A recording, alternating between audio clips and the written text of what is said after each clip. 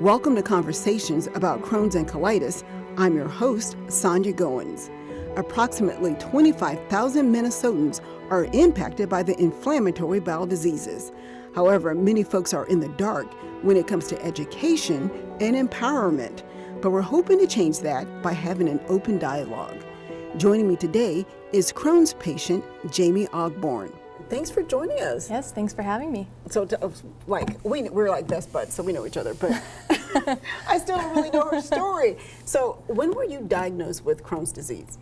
It started with colitis. I was in college.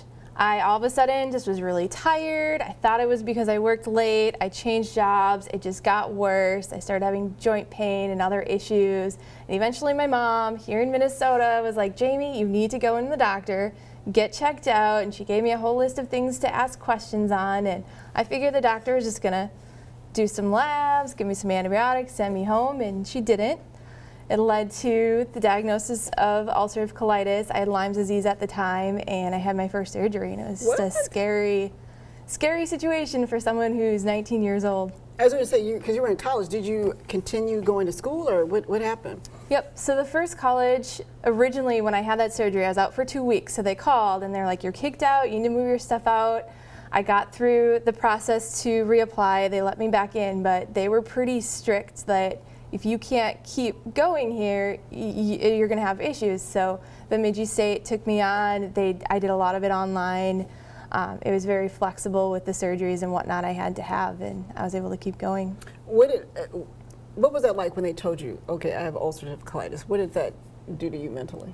I didn't know what it meant. I was tired. I had Lyme's disease. I was just exhausted. They called my mom and said, you need to come out here. She's going to have a surgery, and the whole time it was just kind of a whirlwind. And then once I started feeling a little better and they started talking about the fact that there's no cure, you're going to be on medications, it's kind of a trial and error period until we figure something out, that's when all of a sudden I realized my life was going to change quite a bit. Wow, so what kind of surgery did you have? So the first one was just exploratory. My colon was quite inflamed, so they wanted to figure out what was going on. They tried just cutting off the colon, letting it rest. That didn't work. So they took out the bad tissue.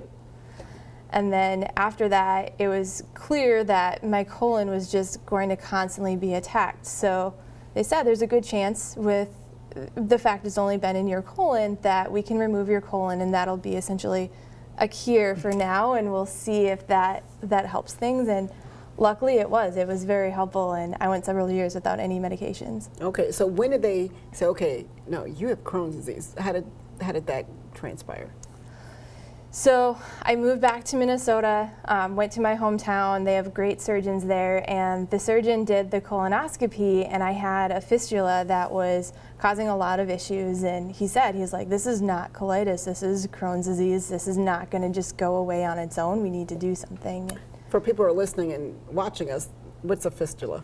So a fistula is, this maybe should be for the doctor, but it's where you get an ulcer in your colon and it just continues growing and growing and growing. And ultimately it ended up in my vaginal region and started getting to be a concern of whether it would cause other issues with other organs. I had that too. It's not fun. Very painful.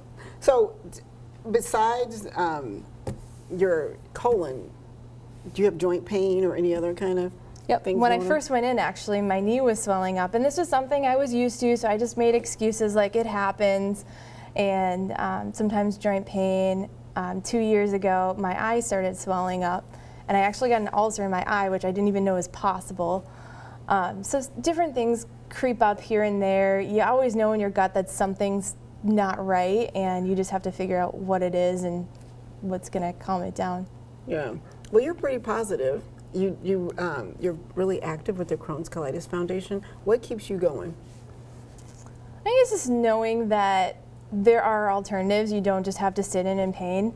I had a friend in high school that for many years just sat in pain. She was worried about doing the same surgeries that I did, and that surgery saved my life. It made me able to have a normal life. I played touch of football, with the Crohn's and Colitis Foundation and something I never thought I'd play football with the boys again. And she's very good. Didn't you score a touchdown last time?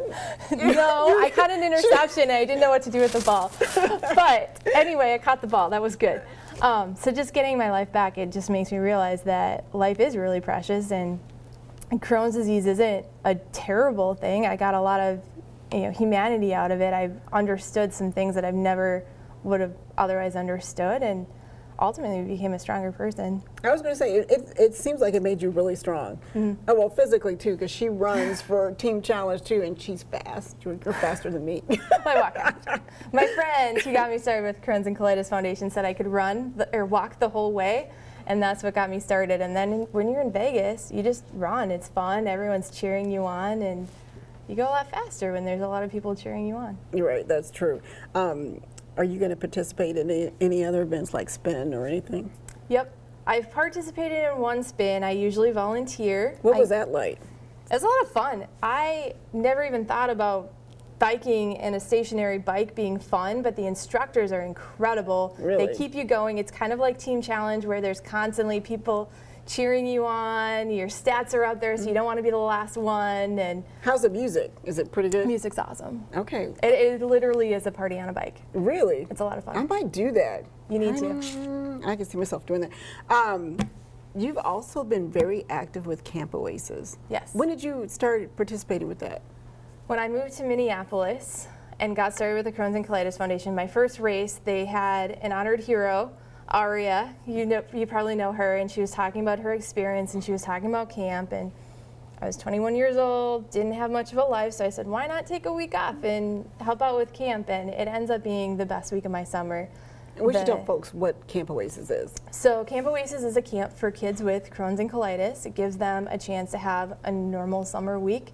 They get to know other campers with the condition. There's full medical staff, so meds aren't an issue, which it is in other camps. And they do this house call thing where they get to ask questions to the medical staff, and they get a fun week. And they are the nicest group of kids you will ever meet, and it's just a lot of fun. It looks like you guys have fun. I see you guys climbing the walls and Never got up that climbing wall, but I played Gaga. That was fun. The dance is always fun. It's just a game that they play. They bounce a ball around. I'm terrible at it, but the kids love it, and it's a lot of fun.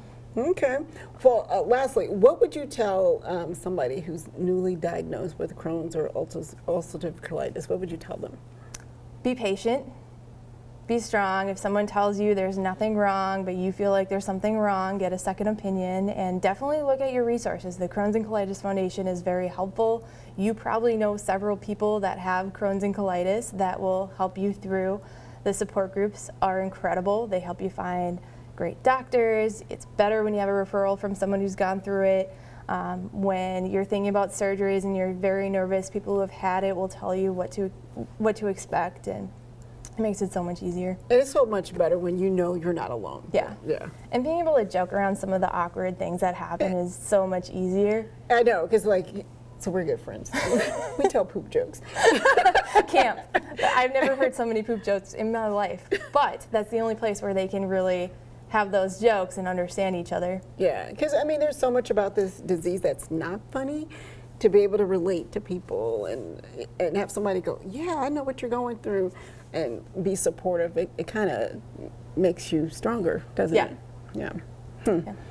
Well, Jamie's awesome, you guys. So thank you for joining us. Yes, thanks for having me. We'll be right back.